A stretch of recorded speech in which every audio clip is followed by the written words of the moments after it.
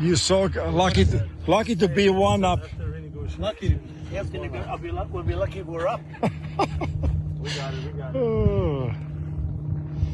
First on T. 45th President of the United States. 45th and 47th. 47th. Yes. I love that. Mr. Donald Trump. Ladies and gentlemen. I secretly believe that he's right, but Donald Trump got a little bit of bad news today in multiple forms. So buckle up, we're gonna run through it. It starts off though with bad news for Biden, which isn't really shocking considering how the last year has gone. Biden being put up in polls against the hypothetical nameless GOP contender is trailing significantly, 37% to 46%. However, the downside about anonymous candidates is you're not allowed to actually run one. You have to choose one of these monsters, and when they do that, it doesn't look as good for the Republicans. Trump is trailing Biden by a point, Pence by 2, and Pence is doing better than some of the other like front runners. Cruz trails by 6 points, DeSantis by 5 points in that case, and so it doesn't look good for Biden in general, but he's still up a little bit over them. That's certainly not what Trump or the others would like to see at this point, considering inflation and Afghanistan and COVID and all these things that are hurting Biden. His lack of ability to get anything passed, all that stuff, Brett. So I feel the reason that Pence is doing the best of the non-Trumps is because he kind of is a hypothetical GOP contender. Like he's like those the Star Wars prequel characters where you're like, so tell me about their personality, and people are like, well, he's a former vice president. No, not a job. Don't tell me what he does. Don't say he's a Jedi. Tell me what he's like.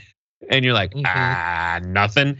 And some people who have like read through the lore are like, well, in the source material, it says that guy is he calls his wife mother. So it's like, okay, that's not present in the films. We haven't really seen him in action doing anything the same way we've seen Ted Cruz be horrible and go to Mexico when it's frozen, and Ron DeSantis do all the horrible stuff he's done and not like tell his anti-vax people that he actually did get a booster. Like, yeah, it is that. Yeah, totally.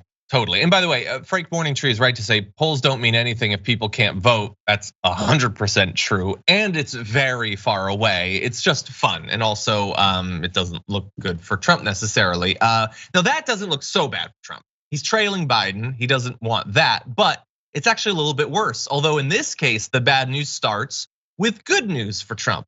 The good news is that in a hypothetical Republican primary, 49% of voters chose Trump, with DeSantis a distant second at 14%, Pence at 13%. No other potential candidate named in the poll got above 5%, although Mitt Romney hit 4%, which means Cruz was even further back, and forget Pompeo and Nikki Haley and all that. So, hey, that's good news for Trump. They still like him. It's less than a majority, which is damning in some ways considering he's the emperor of that party.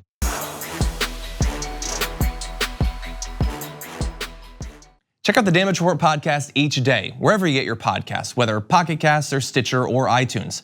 You can join me as I give you the news and stories you want, with a range of co-hosts and interview guests jumping in on the fun each day. Again, that's the Damage Report, wherever you get your podcasts. And if you get them at iTunes, don't forget to rate and review. Sometimes I'll read them live on the show.